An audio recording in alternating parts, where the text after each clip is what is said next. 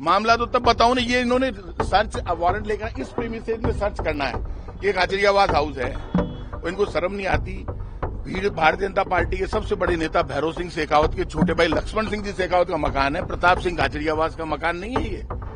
आप भैरव सिंह शेखावत के परिवार की सगे नहीं हो रहे। मुझे कोई डर नहीं लग रहा है कि इसलिए मैं भैरव सिंह के नाम लूं। मैं कांग्रेस में हूँ, कांग्रेस में रहूंगा, शेर की तरह लड़ूंगा। और ये सुन ले, बीजेपी ने आज खुद ने अपनी कब्र खोदी है। वाह बीजेपी वालों, आखिर बता ही दिया आपने कि सियासी रंजिश निकालने के लिए आप लोग किसी भी हद तक जा सकते हो। आपने तो उन भैरव सिंह शेखावत के परिवार वालों को भी नहीं छोड़ा जिन्हें आप अपना आदर्श मानते आए हो।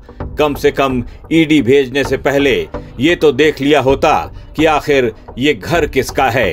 ये तमाम बातें कांग्रेस के नेता और पूर्व मंत्री प्रताप सिंह खाचरियावास ने मीडिया के सामने चीख चीख कर कही हैं। खाचरियावास ने ये ऐलान कर दिया है कि वो ईडी की इस कार्रवाई से न तो डरेंगे न ही डिगेंगे। वो तो कांग्रेस के सच्चे सिपाही हैं, अडिग रहेंगे और बीजेपी वालों के ताबूत में अंतिम कील भी वही ठोकेंगे। बदले की भावना से जो कार्रवाई करती है बीजेपी की सरकार, डबल इंजन की सरकार है। अब राजस्थान में आप जानते हो ये हिंदू मुसलमान के नाम पर चुनाव जीते हैं। यहाँ पर इन्होंने गोविंद देव जी के मंदिर के 100 करोड़ रुपए ले लिए और खत्म कर दिए। अब उसको 100 करोड़ रुपए इन्होंने आईफा में दे दिए, चिकन मटन और शराब पार्टी में खर्च कर दिए। एक दिन नाच गाने और डांस देखने में मुख्यमंत्री और पूरी बीजेपी की सरकार मजे ले रही थी। 2 दिन तक हीरो हीरोइनों के साथ कैटरीना कैफ, माधुरी दीक्षित, करीना कपूर का डांस देखने के लिए 100 करोड़ रुपए दे रहे हो आप राजस्थान की जनता की खून पसीने की कमाई के। और उसके बाद आप बजरी में जबरदस्त भ्रष्टाचार कर रहे हो। तो ये भ्रष्टाचार रोकने के लिए बीजेपी को जवाब अपने स्तर पर देना चाहिए। अब आप किसी के घर पे जा रहे हो, भैरव सिंह जी तो इनके बाप ही तो थे बीजेपी वालों के। भैरव सिंह जी के छोटे भाई ठाकुर लक्ष्मण सिंह जी शेखावत का घर है, 86-87 उम्र उनकी उम्र हो गई। उनके घर पे आप आ रहे हो, आपको मुझे बुलाना था, आप नोटिस देके बुला लेते, मैं जवाब दे देता। कोई जवाब नहीं, आपने नोटिस दिया नहीं, बुलाया नहीं मुझे, और आप तो अचानक सर्च करने के लिए आ गए। तो आप कांग्रेस पार्टी ये राहुल गांधी के नेतृत्व में काम करती है। जब आप राहुल गांधी को बुला सकते हो ईडी में, तो हम क्या है? तो आप जो भी करोगे आप कीजिए। देखिए पॉलिटिक्स में ये सब होता रहता है। वो उन लोगों में नहीं, बीजेपी कांग्रेस में बहुत नेता ऐसे होते हैं जो बिल में घुस जाते हैं। मैं बिल में नहीं घुसूंगा, मैं ज्यादा लड़ूंगा।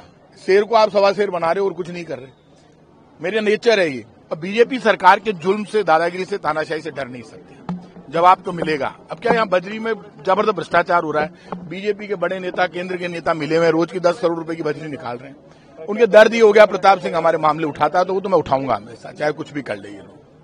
ठीक है, थैंक यू। कहीं को नहीं मिलो यार, थान पे बता दे।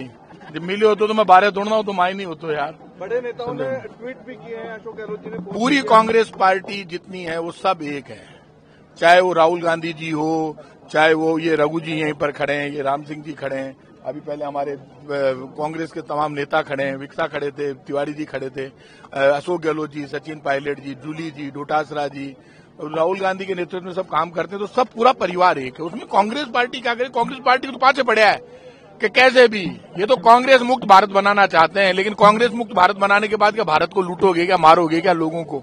जब बाढ़ खेत को खाने लगे तब ऐसी बातें करती है। मीडिया के सामने प्रताप सिंह बार बार कह रहे थे कि ईडी की ये कार्रवाई सिर्फ एक सर्च है। इस रेड से चिट फंड जैसे मामलों का कोई लेना देना नहीं है। खाचरियावास जब मीडिया से बात कर रहे थे तो उनके भाई करण सिंह भी बगल में ही खड़े थे। शायद कुछ कहना चाहते थे या फिर प्रताप सिंह को कुछ बोलने से मना करना चाहते थे, लेकिन प्रताप सिंह बिना रुके ही बोले जा रहे थे। शायद भाई साहब इसीलिए घर के अंदर वापस चले गए। कांग्रेस का शेर वाकई आज गुस्से में है। खाचरियावास का आरोप है कि उनके यहाँ बिना कोई नोटिस दिए अचानक ही रेड हुई है। खाचरियावास बीजेपी के कद्दावर नेता रहे भैरव सिंह शेखावत के भतीजे हैं, जो खुद 2004 में बीजेपी से कांग्रेस में आए। फिलहाल तो खाचरियावास खुद को कट्टर कांग्रेसी बता रहे हैं, लेकिन क्या ये बयान सिर्फ आज के लिए है? क्या भविष्य में इनकी कोई और ही कहानी सुनाई देगी? बीते वक्त में खाचरियावास ने बीजेपी को लेकर कई हमले बोले।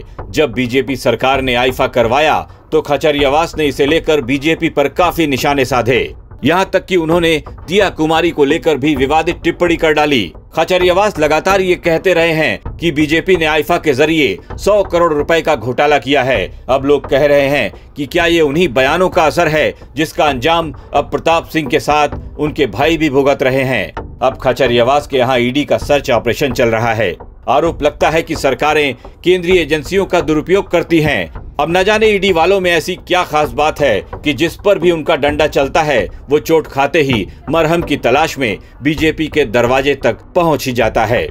खाचरियावास जी की पार्टी के ही कई नेता ऐसा बोलते आए हैं कि कोई कितना भी बड़ा बेईमान घोटालेबाज क्यों न हो, बीजेपी की वॉशिंग मशीन में जाते ही सारे दाग धुल जाते हैं। चाहे बात गहलोत सरकार में गृह राज्य मंत्री रहे राजेंद्र यादव की करें, जिनके यहाँ ईडी की रेड हुई तो नेताजी बीजेपी में शामिल हो गए, चाहे बात जोगिंदर अवाना की करें, जिनके ऊपर अवैध वसूली के कई मुकदमे थे, वो भी आरएलडी के हो गए, जिसका केंद्र में बीजेपी सरकार के साथ गठबंधन है।